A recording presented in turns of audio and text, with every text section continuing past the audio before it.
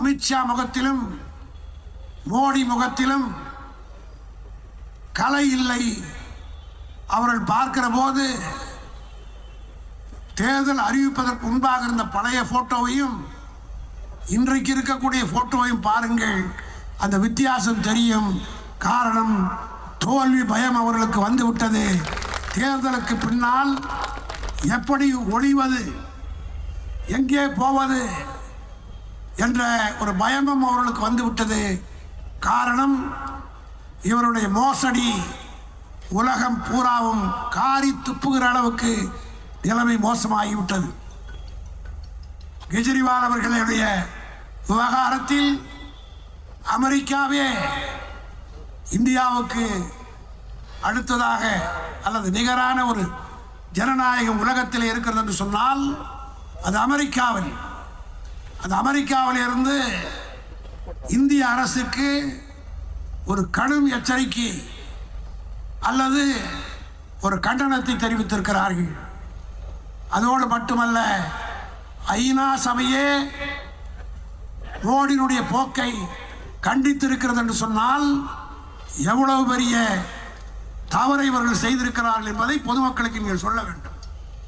ஏனென்றால் ஐநாவிலே இருந்து என்ன வந்தது என்று பல பத்திரிகைகளை போட மாட்டார்கள். இன்றைக்கு மோடி மீடியாவை விலைக்கு வாங்கிவிட்டார். மீடியாக்களிலே செய்திகள், அதனால்தான் நான் சொன்னேன், முரசொலியும் கலைஞர் டிவியும் தவறாமல் நீங்கள் பார்க்க வேண்டும். பல செய்திகள் மறைக்கப்படுகின்றன, திரிக்கப்படுகின்றன. ஏன் நீங்கள் தேர்தலில் தமிழ்நாட்டிலே போட்டியிடுவேன் என்று சொன்னார்களே, ஏன் போட்டியிடவில்லை என்று கேட்டால், எனக்கு போட்டியிடுகிற அளவுக்கு பணம் இல்லை, ஆகவே போட்டியிடவில்லை என்று பெரிய யோகியத்தை போல 7.5 லட்சம் கோடிக்கு உலகத்திலேயே ஊழல் பண்ண ஒரு ஆள் உண்டு என்று சொன்னால் அது மோடியும் நிர்மலா சீதாராமன் தான் என்று யாரும் மறந்துவிடக்கூடாது. உலகத்திலே நடக்காத ஊழல் நான் சொல்லவில்லை, அவருடைய கணவர் பிரபாகரனே சொல்லுகிறார், உலகத்திலேயே அதிகமான மிகப்பெரிய ஊழல் செய்தது மோடி அரசு. இது போன்ற ஊழலை இதுவரை உலகத்திலே யாரும் செய்ததில்லை. தேர்தல் பாண்ட் என்று சொல்லப்படுகிற அதிலே உலகம் பூராவும் காரை துப்புகிறது.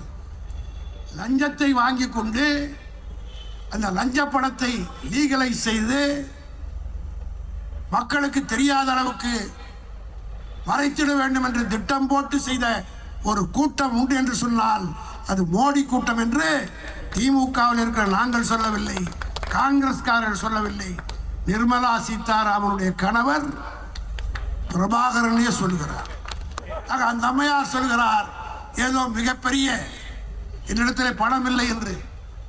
நான் கேட்கிறேன், இன்றைக்கு மோடி பிஜேபி தமிழ்நாட்டில் எவ்வளோ பணம் வந்து சேர்ந்திருக்கிறது தெரியுமா? ஒவ்வொரு வேட்பாளருக்கும் வங்கியிலே 50 லட்சம் போட்டிருக்கிறார்கள். மாவட்ட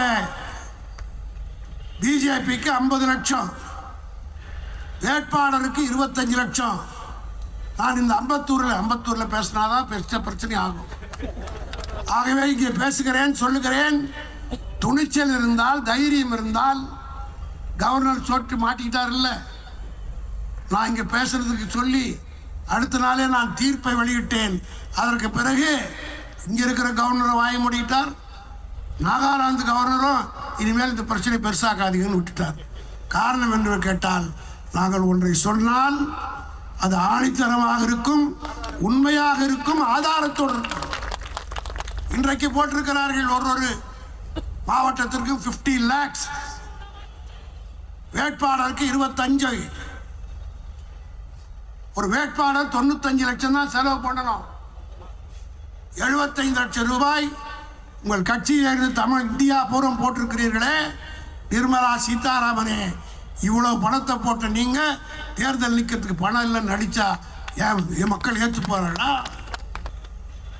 இவிஎம்ஐ நம்பி ஒரு புது முறையை அவர்கள் கண்டுபிடித்து இந்த தேர்தலில் அறிமுகப்படுத்தியிருக்கிறார்கள். அந்த சிஸ்டத்தை இதுவரையிலே தேர்தல் கமிஷனுடைய பீப்புள்ஸ் ரெப்ரசன்டேஷன் ஆக்ட் என்று சொல்லப்படுகிற அந்த சட்டத்திலும் இல்லை, பாராளுமன்றத்திலும் நிறைவேற்றப்படவில்லை. தேர்தல் கமிஷனே தன்னுடைய அதிகாரத்தை பயன்படுத்தி எல்லோரும் சந்தேகப்படுவதற்குரிய ஒரு இடம் இருக்கிறது. அதாவது சிம்பலை நாம் எந்த சிம்பலுக்கு போடுகிறோம் என்பதை இன்னொரு யூனிட்டுக்கு அனுப்புகிறார்கள்.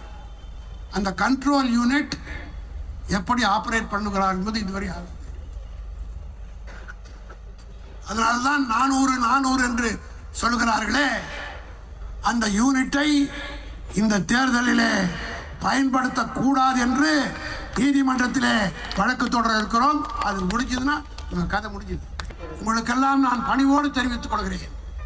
மீண்டும் டிஆர் பாலு இந்த தொகுதியுடைய பாராளுமன்ற உறுப்பினராக தேர்ந்தெடுக்கப்பட்டு டெல்லியில் நம்முடைய ஆட்சி அமைந்தவுடன் கலைஞர் அவர்கள் சேது சமுத்திர திட்டத்தை கண்ணால் பார்க்க முடியவில்லை. நாங்கள் எல்லாம் நினைத்தோம், பாட்டு கூட உசேனுடைய மாப்பிளை நம்முடைய இறையன்பு குத்துஸ் அழகாக பாட்டு பாடுவார். சேது சமுத்திர திட்டம் என்று அது கப்பலிலே கலைஞர் போக வேண்டும், அதை பார்க்க வேண்டும் என்று ஆசை ஆசை என்று ஒரு பாட்டிலே பாடுவார். அந்த ஆசை இன்னும் நிறைவேறவில்லை. இந்த முறை டிஆர் பால் அவர்கள் வெற்றி பெற்றால் கலைஞர் போக முடியாத படகில் நம்முடைய ஒப்பற்ற தலைவர் தளபதி போவார். அது உங்கள் கையிலே இருக்கிறது என்பதை எடுத்து சொல்லி விடைபெறுகிறேன். நன்றி, வணக்கம்.